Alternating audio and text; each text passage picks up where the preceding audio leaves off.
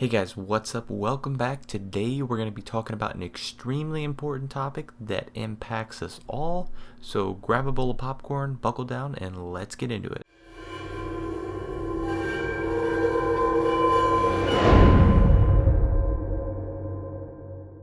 We have a serious problem in our culture today, and I'm not just talking to Americans. This issue seems to be happening everywhere, all over the world, and in particular, developed countries.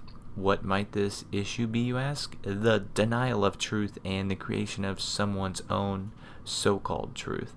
This fundamental denial of truth is leading to the demise of Western thought and ultimately Western society. For if we can't even agree upon what is objectively true, then how are we going to respond to issues that require a compromise to be solved? An especially dangerous enemy of truth that has been silently creeping upon Western civilization the past couple of years is the My Truth movement. As the name implies, it emphasizes the creation and following of your own reality, even if it be contrary to truth. It gives the individual license to do whatever they feel like and to not worry about anyone or anything else. This is most clearly an exaltation of individualism and hedonism, both of which have brought down any society that held to them. Just look at the great Roman Empire, a once vast and powerful force, reduced slowly to nothingness. Of course, there were many other factors involved in the Roman Empire's collapse, and I'm not claiming that individualism or hedonism were the sole factors that led to its demise, but they were definitely substantial ones. Now let's look at precisely why making up one's own subjective truth is erroneous, or at least that absolute truths do exist by the very nature of them. And it's not just a matter of one's own opinion. Say someone says there's no such thing as absolute truth. Now at first, you might be tempted to say, there's nothing wrong with this. But once we take a closer look at this statement, its fallacious nature becomes apparent. The statement, there's no such thing as absolute truth, is attempting to assert a truth, an absolute truth in fact. But if we are to take what the statement above says as true, then it would be denying the very thing it is, namely, an absolute truth. You can at one point say that no absolute truths exist, and yet assert that with an apparent absolute truth. This is a completely self-refuting statement, and anyone who holds to this belief is in terrible error. Now, it's worth noting here that most people, or rationally sane people, won't directly state the aforementioned quote-unquote truth above, or say they hold to it. But this ideology is clearly rampant in our society. Just look at one of the most famous taglines in the ProChoice movement. Now please realize that I'm not going to take any sides on this issue in this video. I would like to in future videos, but in this one, I am merely going to be pointing out a scientific fact. Take for example the pro-choice slogan, "My body, my choice," which seeks to give the ethical okay on abortions since you are merely removing a piece of your own flesh. Now, the issue with this statement is that it is factually false.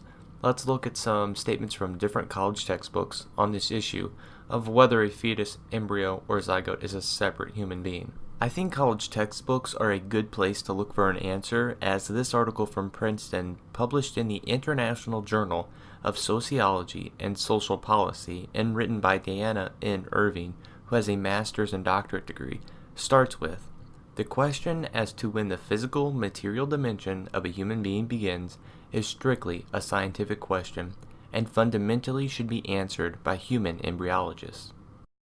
With that in mind, the first quote we're going to look at is from a standard medical textbook titled Human Embryology and Teratology, which states, "Although human life is a continuous process, fertilization is a critical landmark because, under ordinary circumstances, a new, genetically distinct human organism is formed." Notice how it says genetically distinct human organism. Now, if there is any doubt with what that is saying, just simply look at the textbook, The Developing Human, Clinically Oriented Embryology, 7th edition, which spells it out in pretty simple terms. It says, human life begins at fertilization, the process during which a male gamete or sperm unites with a female gamete or oocyte to form a single cell called a zygote. A zygote is the beginning of a new human being. Or to put it in layman terms, this is coming from the U.S. Department of Health and Human Services. Your baby starts out as a fertilized egg. For the first 6 weeks, the baby is called an embryo. I think with all that in mind, it's pretty safe to say the slogan/argument, "My body, my choice," is a rather flawed statement that is empirically false.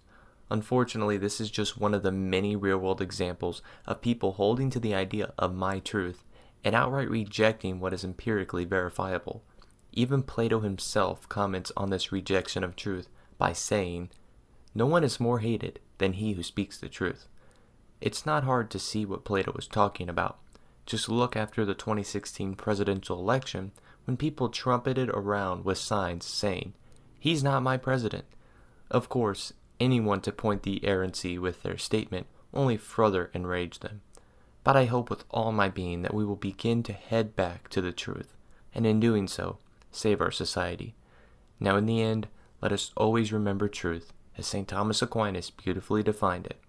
Truth is the conformity of the mind with reality.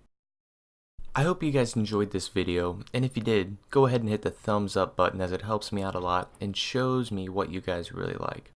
And if you'd like to see more of these videos, definitely consider subscribing so you can stay up to date with all the latest videos on my channel.